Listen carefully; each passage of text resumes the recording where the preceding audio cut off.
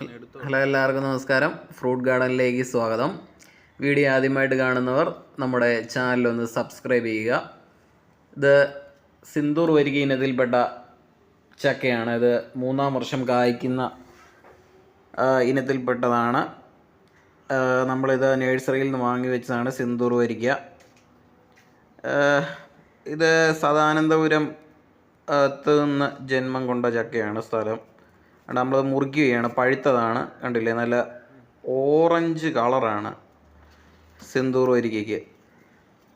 കണ്ടില്ലേ, നല്ല ഓറഞ്ച് കളറാണ് സിന്ദൂർ വരികയുടെ ഏറ്റവും വലിയ പ്രത്യേകത.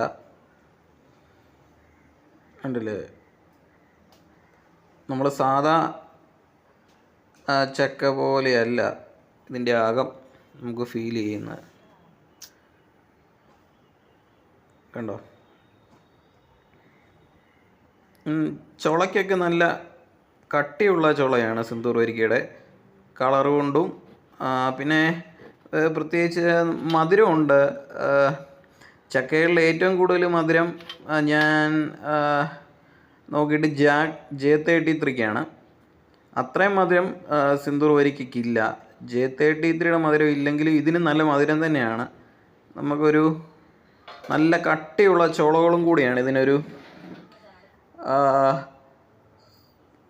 റെഡ് ലേഡി പപ്പായയുടെ ഒരു ചെറിയൊരു റിസംബ്ലൻസ് പോലെ ഉണ്ട് ടേസ്റ്റിൽ.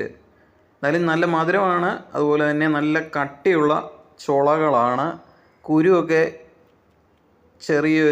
ചെറിയ കുരുവാണ് ഇതിനകത്ത്. നല്ല മുഴുത്ത ചുളയുമാണ്.